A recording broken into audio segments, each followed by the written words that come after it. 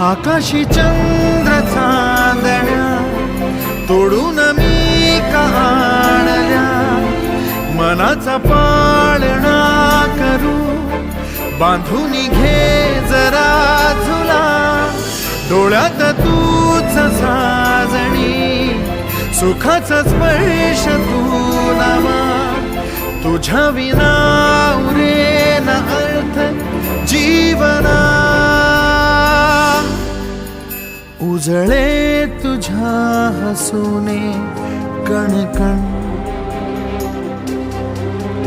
अन चंद्र हे हातीचे काकण.